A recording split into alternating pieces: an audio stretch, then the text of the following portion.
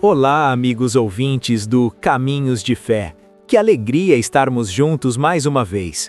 Hoje tenho o prazer de receber de volta o meu bom amigo André, um homem de fé profunda e sabedoria que sempre nos inspira. André, bem-vindo. Como vai você? Sente falta das nossas conversas reflexivas? Ah, Lucas, que bom estar aqui novamente. Estou ótimo, graças a Deus, e animado para mergulharmos nesse tema tão impactante. Um abraço para você e para todos que estão nos ouvindo aí do outro lado. Vamos tornar esse momento especial. Perfeito, André. Antes de entrarmos no coração do episódio, eu sei que você sempre gosta de começar com uma oração para alinharmos nossos corações. Vamos nessa? Com certeza, Lucas. Vamos orar juntos. Pai Celestial, Senhor soberano de todas as coisas, reconhecemos Tua presença aqui conosco, guiando cada palavra e cada pensamento. Sabemos que a batalha espiritual ao nosso redor é real e feroz, com sombras que tentam obscurecer a luz, mas declaramos que Tua verdade eterna prevalece, que a luz de Cristo dissipa toda a escuridão e que nossa fé em Ti nos torna mais que vencedores.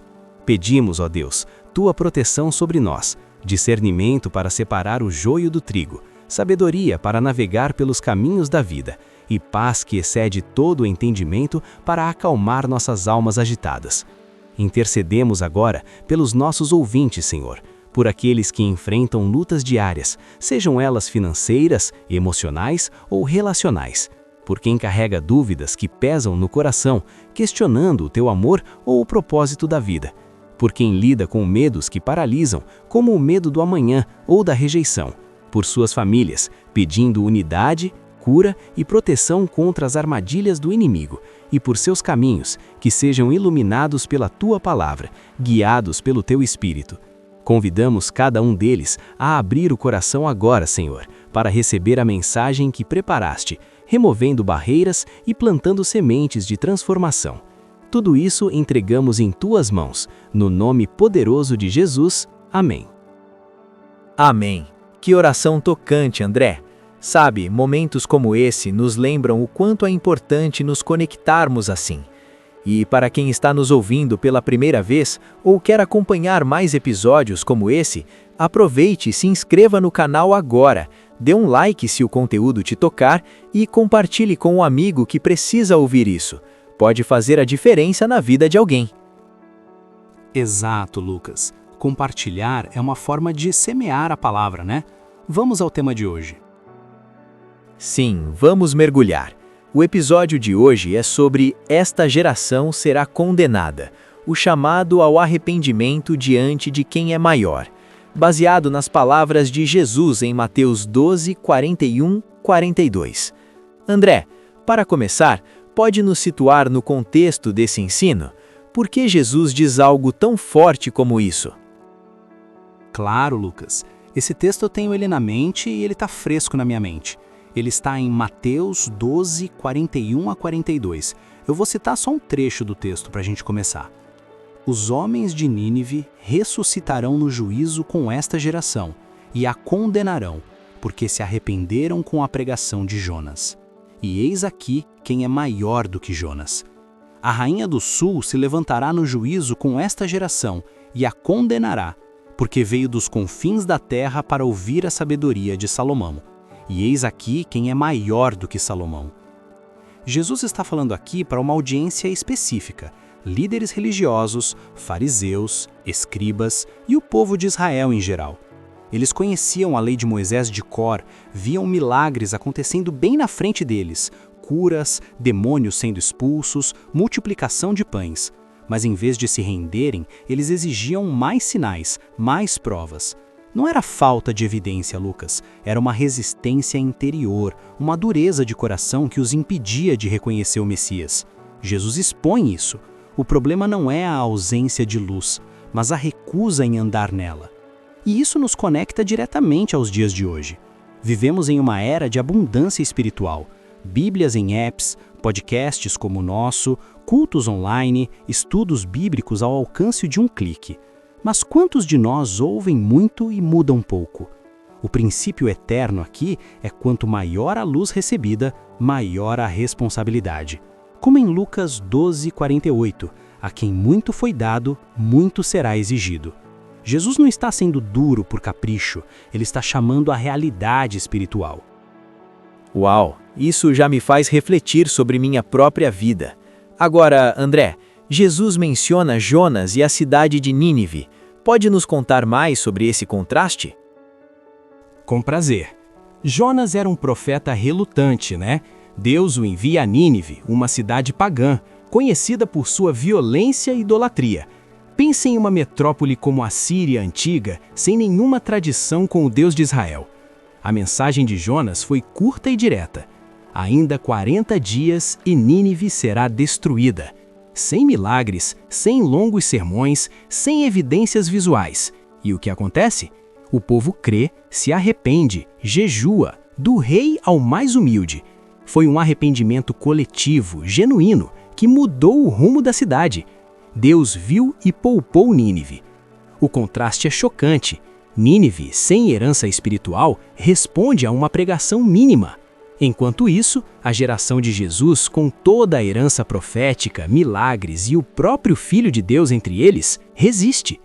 Isso nos ensina que Deus não responde à quantidade de informação que temos, mas à disposição do nosso coração. Hoje, muitos cristãos buscam mais revelações, mais experiências sobrenaturais, quando Deus está esperando obediência ao que já sabemos.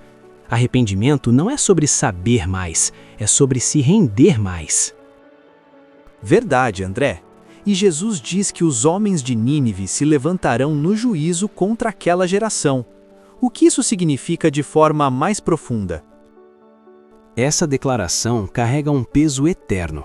Jesus está dizendo que no dia do julgamento final, os ninivitas serão como testemunhas contra os que rejeitaram ele.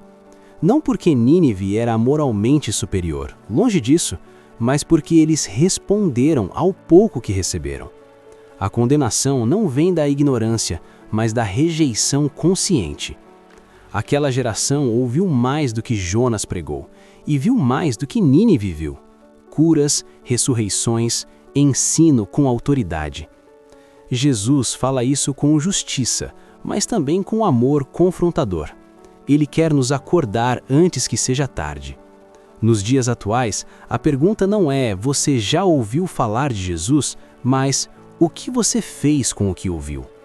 Se endurecermos o coração diante da verdade, estamos nos colocando em uma posição pior do que a de pagãos que nunca tiveram acesso à palavra. Isso é confrontador mesmo. Agora vamos a outra figura, a Rainha do Sul. Quem era ela e por que Jesus a traz à tona? A Rainha do Sul é a Rainha de Sabá, mencionada em 1 Reis 10. Ela era uma gentia, vinda de uma terra distante, provavelmente a atual Etiópia ou Iêmen. Ouviu falar da sabedoria de Salomão, rei de Israel, e não ficou parada. Fez uma jornada árdua, com camelos, tesouros e uma comitiva, cruzando desertos só para ouvir e aprender. Ela valorizou a sabedoria humana de Salomão, fez perguntas, admirou e voltou transformada. Jesus usa isso para contrastar. Ela buscou com esforço algo finito, enquanto a geração dele rejeitava a sabedoria encarnada, que é Cristo. A rainha representa fome espiritual, disposição para ouvir e valorização da revelação. Hoje, muitos de nós temos o evangelho ao alcance, igrejas, livros, internet, mas o tratamos como algo comum, rotineiro. Ignoramos o chamado porque é fácil demais acessá-lo. Mas essa acessibilidade aumenta a nossa responsabilidade, não a diminui. Perfeito. E o cerne da mensagem: eis aqui quem é maior do que Jonas e maior do que Salomão. Desembale isso para nós, André. Aqui está o ápice, Lucas. Jesus se declara como a revelação máxima. Jonas era um profeta que anunciou o juízo, mas Jesus é o Filho de Deus que oferece salvação. Salomão tinha sabedoria terrena, mas Jesus é a sabedoria de Deus personificada, como em Provérbios 8 e Colossenses 2:3. Jonas pregou para uma cidade, Jesus veio para o mundo inteiro. Salomão falou palavras, Jesus é a palavra viva, como em João 1. Rejeitar Jesus não é só ignorar um profeta ou um sábio, é rejeitar a maior mensagem de amor, a maior oportunidade de arrependimento. Ele é maior porque nele está a plenitude de Deus. E isso eleva o chamado. Se Nínive se arrependeu com menos e a rainha buscou com esforço, o que diremos nós, que temos Cristo revelado? Isso nos leva à aplicação prática. Como essa responsabilidade se aplica a nós hoje? Exato. Em Lucas 12:48, como mencionei, a quem muito é dado, muito será cobrado. Hoje, informação sem transformação endurece o coração. Fé verdadeira produz mudança, não é emoção passageira, mas uma virada de direção, como o filho pródigo voltando ao pai. Não falta conteúdo cristão, falta quebrantamento, resposta prática à palavra. Pense nas nossas vidas. Ouvimos sermões sobre perdão, mas guardamos rancor? Estudamos sobre generosidade, mas acumulamos egoisticamente? O arrependimento é diário, intencional. Deus nos chama a um coração ensinável, a uma vida firmada em Cristo, não apenas informada sobre Ele. Antes de encerrarmos, André, recebemos uma pergunta de um ouvinte que representa uma dúvida comum na caminhada cristã. O ouvinte, que se chama Felipe, pergunta: Eu ouço tanto sobre arrependimento, mas sinto que falho o tempo todo. Como saber se meu arrependimento é genuíno e não só remorso passageiro? Ótima pergunta, Felipe, e tão real para muitos. O arrependimento genuíno, bíblico, vai além do remorso, que é só tristeza pelo erro, como Judas sentiu.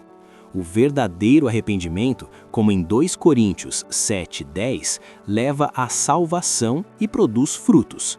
Mudança de mente, metanoia em grego, confissão a Deus, abandono do pecado e busca por restauração. Se você falha, levante-se, como em Provérbios 24:16.